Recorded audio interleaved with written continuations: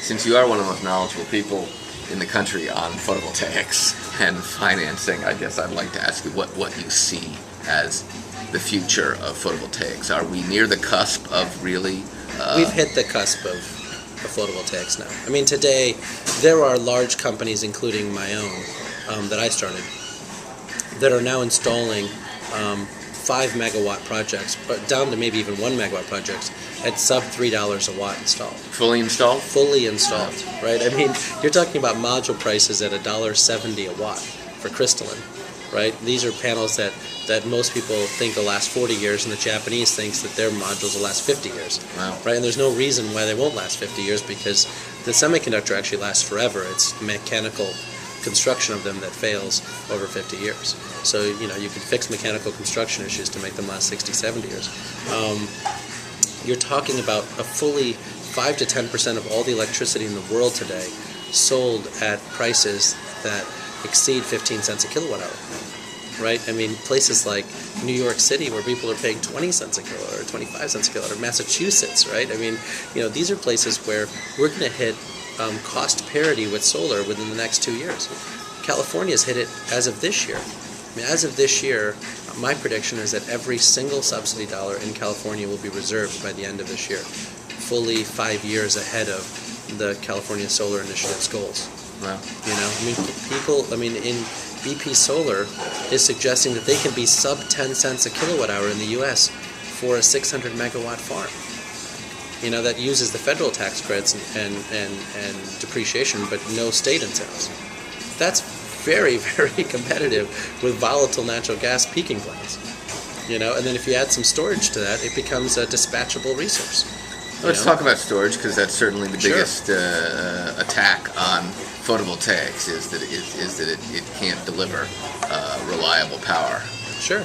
Well, I think the beauty is that we have an electricity system, not a number of sort of electricity generation sources. On a system basis, you know, the studies from the Department of Energy show that unless photovoltaics gets to 5 to 7% penetration of the electricity in the country, we don't need storage. That in fact the actual electricity system can handle the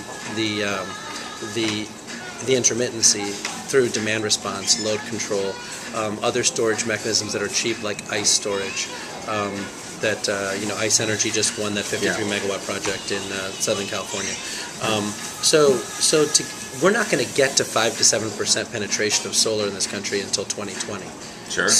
That would be great if we got. Yeah, and so my sense is that we don't need to do massive amounts of storage now. Now in the wind industry, it's a little bit different because a lot of their technology generation comes at night when they're already low in terms of total load. Right. They probably do need to add some storage, but they can afford to because wind is so cheap today.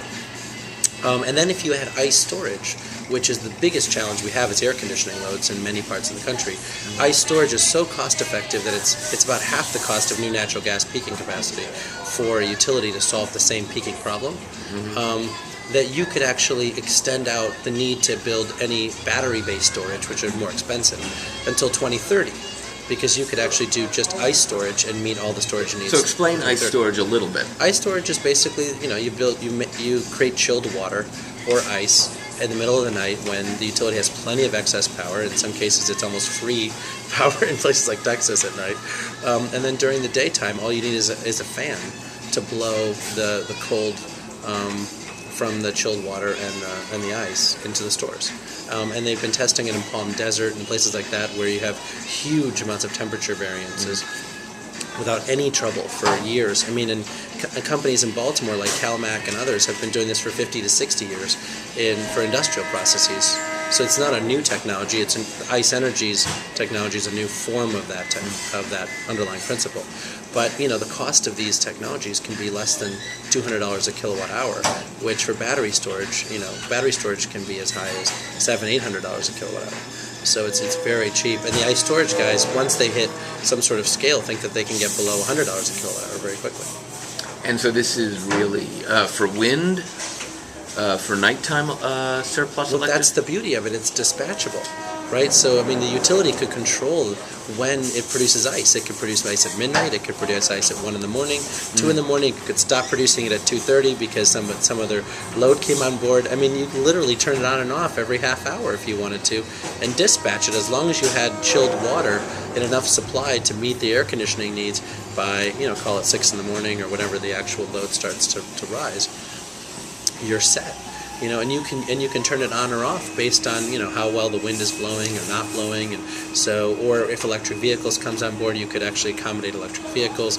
It's the beauty of where these technologies are going is with all the advances in Google from the web as well as from communications technologies.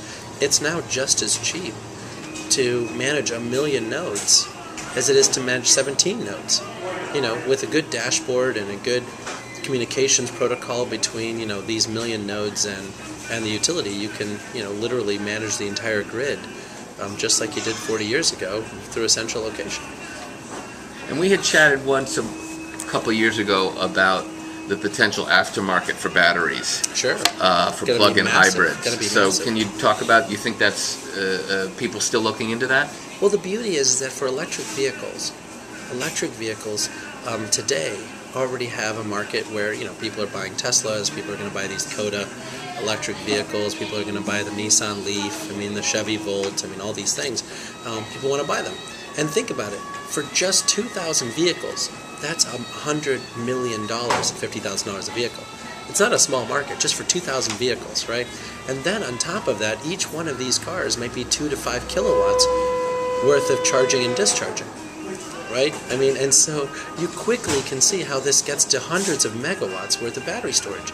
Now that's only if you penetrate the market at 100,000 vehicles a year, which the Prius was able to achieve very quickly, and I'm not quite sure that would be a success in terms of carbon reductions. But it would be a huge success in terms of balancing the grid. Right? And then once that's paid for already by these consumers, now the residual value of these batteries after they degrade so much they're not as useful for the car, because for the Chevy Volt example, it goes from a 40-mile range maybe to a 35-mile range, and so Chevy says, okay, that's out of spec, so now we're going to replace the battery. It now has another 5 years of life in the electric utility space, right? And the electric utility can say, well, here's how much we're willing to pay for it, because here's how much it's worth to us to actually load level the grid. And that's all upside to the guy who paid $50,000 for a car. Or you could construct a deal where he doesn't buy the battery. You could absolutely do that, and that's where it's going to go eventually, right? But I think that'll take about 5 to 7 years to get there, because banks have to get comfortable with what the residual value is going to be, and whether the utility really will pay it, or whether they're going to negotiate hard at the time at which these batteries come on the market. But there's several companies now out there that are looking at doing just this, financing companies. They're basically replicating the SunEdison model. What SunEdison did so interestingly was it was able to combine not only the value to the customer, but the value to the air quality management district, the value to the state from the incentives that they provided, the value from the federal government, the value from the utility, all into one financing fund. And the electric vehicle companies can do the same now. They can say, well, the asthma folks, who don't want the ground level ozone are going to pay $200 per car. This guy's going to pay that thing. The utility is going to pay for the regulation market and the ability to actually, do vehicle to grid. And you can put all these pieces into one financing fund. And I think that's moving very quickly now. But, in the car business, it takes a long time to get to 100,000 cars a year of sales. So it's probably going to be 2014, 2015 before that occurs. But that's right around the corner for the car business.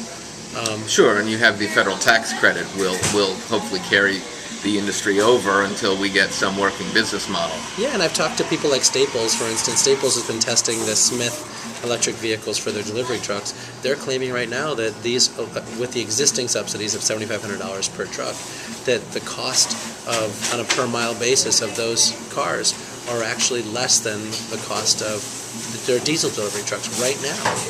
Which is pretty good, because the price of oil is only going one way. Exactly, and the price of batteries is only going a different direction, right? Going down with scale. And so now you've already hit the crossover point. The problem that Staples and FedEx and other folks have is that the leasing companies that they normally get their cars from aren't quite sure that they want to lease these vehicles yet because they don't know what the residual value will be, etc. Sure. But we're going to solve that, I think, within the next few years through concerted effort. And those are the kind of market